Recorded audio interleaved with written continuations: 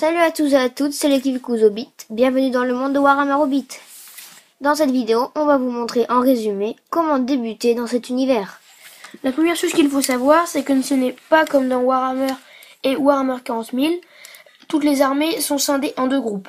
Le mâle, que nous avons illustré ici avec des wargs et des gobelins, et le bien, que nous avons illustré avec des nains. Nous allons maintenant parler de la boîte de démarrage Évasion de Goblinville et des figurines qui la composent. Il y a donc une armée du mâle, comportant 36 guerriers gobelins, le roi gobelin, Grina, et le capitaine gobelin. Une armée du bien, comportant toute la compagnie de Thorin et de Chêne, donc 13 nains, Bilbon le Hobbit et Gandalf le Gris. Sinon, parlons des valeurs en points de ces figurines. Pour l'armée du mâle, c'est très petit, car un guerrier gobelin ne coûte que 4 points, Grina coûte 40 points, le capitaine gobelin coûte 35 points et le roi gobelin 120 points. Si vous faites l'addition des tout, cela fait environ 300 points, il me semble. Plus précisément 339 points. Et pour l'armée du bien, c'est une armée très chère en points, car c'est une armée composée exclusivement de héros. C'est une armée faisant 1010 points. C'est donc l'armée du mâle, c'est une petite armée, pas du tout chère en points, car si vous voulez jouer une bataille compétitive standard de 750 points, il vous faudrait ajouter par exemple les 3 trolls, Tom, Bert et William, ou encore des guerriers gobelins, mais il vous en faudrait beaucoup, ou encore même des orques. Par contre, pour l'armée du bien, ici présente, c'est une armée donc très chère en points et peu nombreuse. Donc en comparaison à l'armée du mâle, elle est 2 fois moins nombreuse. Mais ce sont tous des héros, donc toutes des figurines ayant des bonnes caractéristiques de combat, de points de destin, de points de volonté.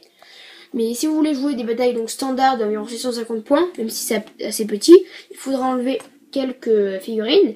Et c'est assez dommage car ils ont tous des caractéristiques, des règles spéciales et des attraits tous différents et complémentaires. Le choix sera donc difficile. Nous nous excusons d'avoir oublié d'inclure le scribe gobelin dans l'armée du mâle. Nous avions donc oublié celui-ci car il est considéré comme un objet lourd et il ne peut pas bouger, d'où son 0 mouvement. Mais il vaut tout de même 50 points car il a une règle spéciale pouvant faire appeler un des 3 guerriers gobelins s'il réussit son test de bravoure, donc cette règle spéciale, toujours plus nombreux. Donc c'est pour ça, vous pouvez choisir de l'inclure dans votre armée ou non. On trouve aussi dans la boîte Évasion de Goblinville, donc 8 dés 6 faces. Bon, ils n'ont rien d'extraordinaire, vous pouvez prendre n'importe quel dé de jeu de plateau.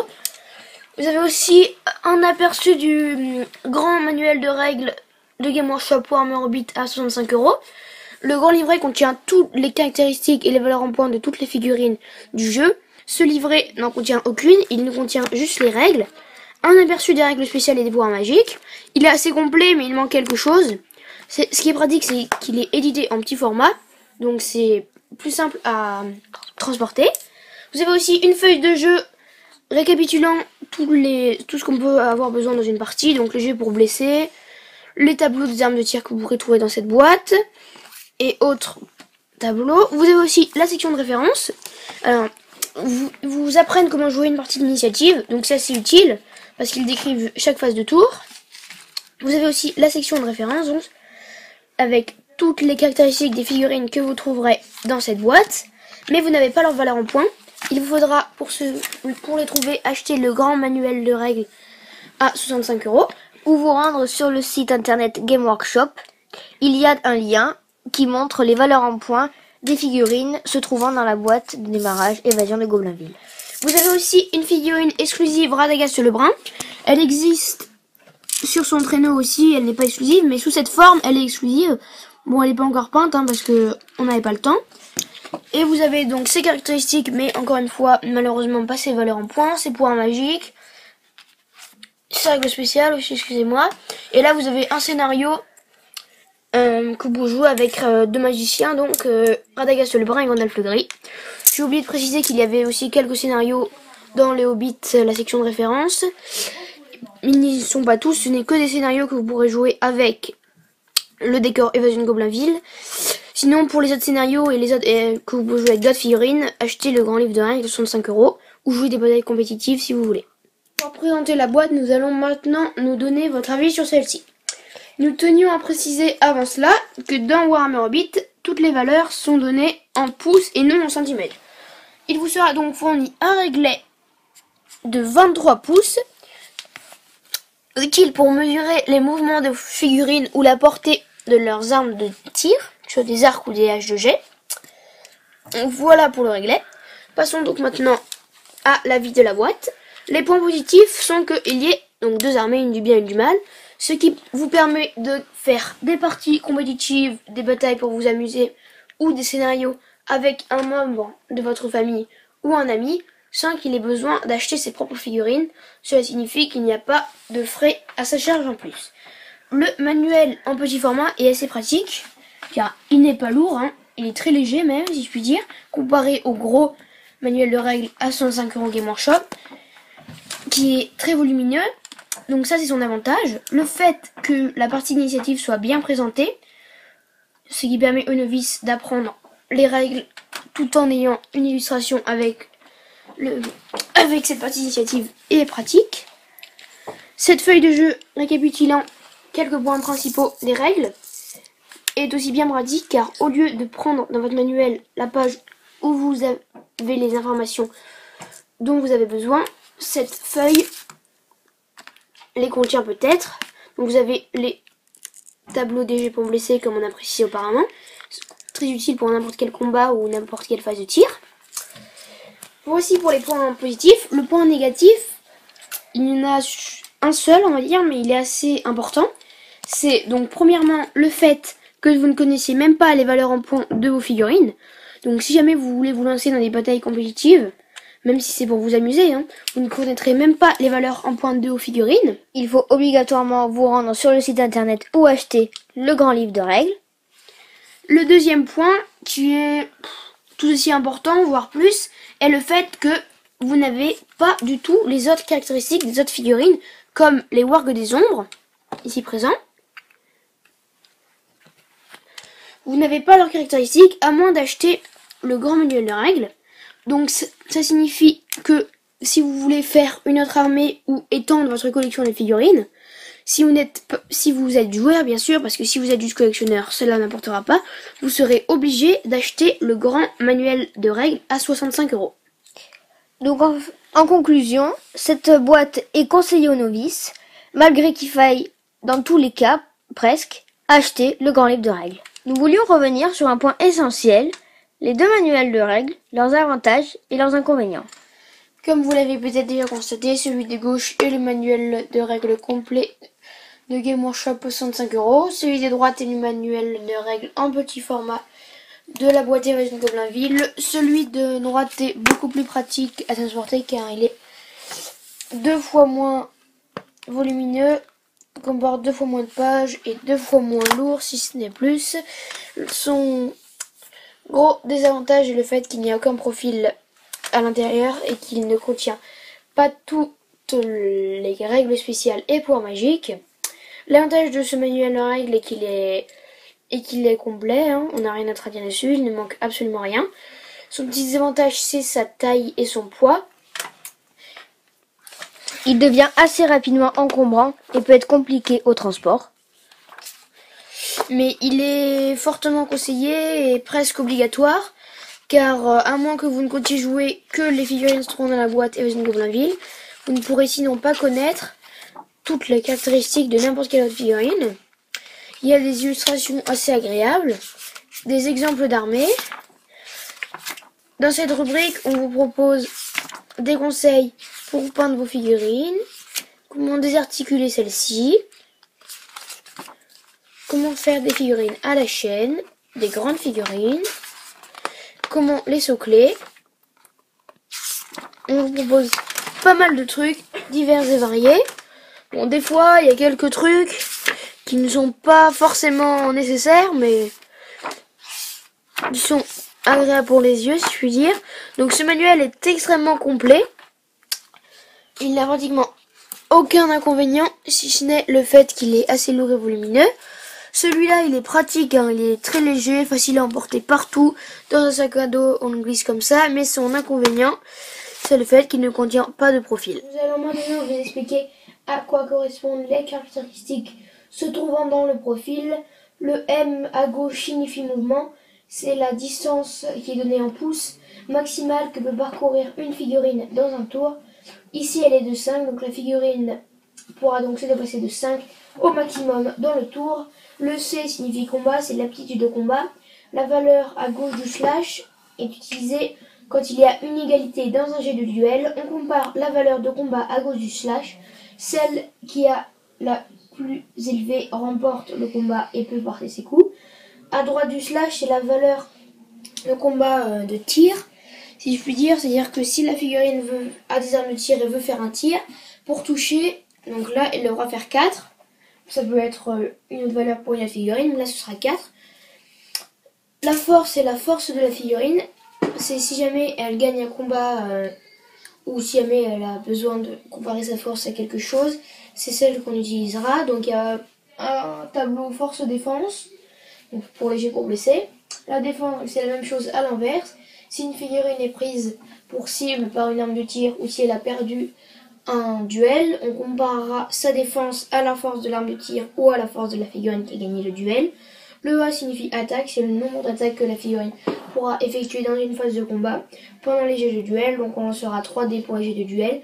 Et si la figurine gagne les jets de duel, la figurine aura également 3 attaques. Donc elle pourra lancer 3 dés. Si c'est un combat multiple, elle pourra répartir ses attaques sur plusieurs figurines. Les PV donc signifient les points de vie. Une fois que la figurine n'en a plus, elle est retirée comme perte et elle est tuée. Le B signifie bravoure. Il est utilisé donc quand on fait un test de bravoure. Un test de bravoure, pour le réussir, on doit lancer 2d6, plus ajouter la valeur de bravoure de la figurine. Pour qu'un test de bravoure soit réussi, il faut que cela fasse 10. Minimum. Donc les 3 signes à droite sont symboliques des héros. Les troupes de base n'en ont pas. Donc le P signifie puissance, qui peut être utilisé pour modifier un jet de dés ou utiliser des actions héroïques, faire des actions héroïques. Le V signifie volonté, il peut servir à lancer des pouvoirs magiques, mais cette figurine n'est pas un magicien, donc elle ne peut pas lancer des pouvoirs magiques ou résister à des pouvoirs magiques. Le D signifie destin, ce sont des caractéristiques extrêmement utiles, car elles peuvent, si on réussit le jet de dés, annuler la perte d'un PV. Nous allons maintenant vous simuler un tour de jeu pour vous expliquer les règles de base. Un tour se compose en plusieurs phases. Phase d'initiative, phase de mouvement, phase de tir et phase de combat. L'initiative sert à savoir qui bouge en premier, qui tire en premier, et celui qui a l'initiative détermine l'ordre dans lequel les combats seront résolus. L'initiative est souvent donnée au joueur du bien, mais ici nous allons la résoudre par un jeu de dés. Le joueur du bien lance et fait 4, le joueur du mal lance et fait 2. Le bien ayant fait un meilleur jet de dés, c'est donc le bien qui a l'initiative. Les nains Nori et Glowin peuvent se déplacer de 5 dans la direction qu'ils veulent. Nori a un chaucheur de warg à 5 de lui. Il va donc le charger et rentrer en contact socle à socle. Les deux figurines sont maintenant engagées en combat et elles ne pourront plus bouger tant que l'issue du combat ne sera résolue. Bilbo a un warg des ombres à 4 de lui. Il va le charger. Glowin, lui, va se déplacer de 2 vers la droite. Nous vous expliquerons pourquoi après. Les deux wargs ne peuvent donc pas bouger car elles sont engagées en combat. Celui-ci va bouger de 2 dans cette direction. La phase de mouvement est donc terminée. Passons à la phase de tir. Toute figurine possédant des armes de tir comme certifié sur son équipement et n'étant pas engagée en combat au corps à corps peut tirer. Les 4 figurines du haut qui sont engagées au combat corps à corps ne peuvent pas tirer. De plus, 3 d'entre elles ne possèdent pas d'armes de tir. Le chasseur orc sur War des Ombres a en option un orc, mais celui qui joue les orques n'a pas choisi de prendre en option l'arc orc. Il ne pourra donc pas tirer car il n'a pas d'arme de tir. Glowin, lui, a des haches de G. Il n'est pas engagé au combat corps à corps et il n'a pas parcouru plus de la moitié de la distance de mouvement maximum de son profil, qui est de 5. Glowin a donc bougé seulement de 2. Il va donc pouvoir tirer, car la moitié de 5, donc 2,5, il peut tirer. Il faut donc qu'il ait une cible. Ça, son arme de tir est des H2G qui ont une partie de 6. Il en garde qui est à 6. Donc les 3 figurines ennemies sont à 6. Mais seulement ce chasseur est en ligne de vue directe. Il n'y a aucun obstacle. Car ces 2 figurines, il y a Bilbo qui gêne la trajectoire et Glowin ne veut pas tenter de nous blesser. Glowin va donc tirer sur le chasseur. Nous allons regarder si ça touche la figurine. Nous référons à la valeur de combat à droite du slash. C'est de 4+ pour Glowin. Si nous devons lancer et que ça fasse 4 ou plus. Nous lançons. Cela fait 4. La figurine est donc touchée. Mais cela va-t-elle le blesser? C'est ce que nous allons déterminer. Il faut que l'on compare la force de l'arme de tir à la défense de la figurine. La force des H2G est de 3 et la défense de chasseur orc sur des ombres est de 4. Nous nous référons au tableau de G pour le blesser. Force 3 et défense 4, cela doit donc faire 5. Nous lançons le dé. Cela fait 5. La figurine est donc touchée et blessée. Mais étant donné que c'est une figurine de cavalerie, cela va soit toucher la monture, auquel cas là, le cavalier devra faire un test de chute, soit le cavalier, auquel cas la monture devra faire un test de bravoure pour savoir si elle s'enfuira. Nous allons donc lancer sur 1-3 c'est la monture, sur 4-6 c'est le cavalier. Nous lançons le dé. Cela fait 5, donc le cavalier qui est tué est retiré comme perte. Nous allons donc faire un test de bravoure pour regarder si la figurine est touchée et retirée comme perte. Il faut, pour un test de bravoure, lancer 2d6 et ajouter la bravoure de la figurine. Et pour que le test de bravoure soit réussi, il faut que cela fasse minimum 10. La bravoure d'un warg des ombres est de 2. Il faut donc que nous lancions et que nous ajoutions 2. Nous lançons 2d. Cela fait 4. Nous ajoutons 2. Cela fait 6. La figurine a donc perdu son test de bravoure. Enfin, échoué à son test de bravoure plutôt. Nous retirons donc le chasseur orc et sa monture. Et il est retiré comme perte. Car la monture s'est enfuie et elle ne peut donc plus être utilisée dans la partie. La phase de tir est maintenant terminée. C'est donc à la phase de combat. Nous regardons quelles figurines sont engagées. Un contact au corps à corps. Et nous allons résoudre les combats. C'est celui qui a l'initiative qui choisit quel combat résoudre en premier. Donc le joueur du bien qui choisit, il choisit de résoudre Bilbo contre le warg. Étant donné qu'ils ont tous les deux une attaque, chaque joueur lance un dé et on regarde qui fait le meilleur résultat. Bilbo fait 4 et le warg fait 1. Le warg est donc repoussé à 1 pouce pour ne plus être en contact sur le socle avec Bilbo. Bilbo qui a été équipé de dards, sa force passe donc à 3. Le warg des ombres a une défense de 4, force 3 et défense 5. Et il va falloir que Bilbo fasse un 5 pour blesser le warg. Il lance donc, cela fait donc pile un 5. Le warg est mort et retiré comme perte. C'est maintenant à Nori, excusez-moi il est plus en contact bien sûr la socle. C'est donc la Nori contre le chasseur orc. Le chasseur orc a une attaque, Nori en a 2. Nori lance donc ses 2 dés. Le chasseur orc lance son dé. Nori fait un 3 et le chasseur un 3 et un 4 et le chasseur orc fait un 5. Nori est donc retiré un pouce, repoussé à 1 pouce pour qu'il ne soit plus en contact avec la socle et va subir les coups du chasseur orc. Le chasseur orc a une attaque force 4 et Nori a une défense de 5. Il va donc falloir faire un 5 si je ne me trompe pas. Oui c'est ça, il va falloir qu'il fasse un 5. Chasseur orc va donc devoir faire un 5 pour ne pas que Nori perde un PV. Il fait un 5. Nori va donc perdre un PV, mais il possède des points de dessin. Il va donc en dépenser un. On lance le dé. Sur un résultat de 4-6, la perte de PV est annulée. Sur 1-3, la perte de PV est toujours là. Enfin, il perd un PV, en gros. Et le point de destin est gaspillé inutilement. Nous lançons.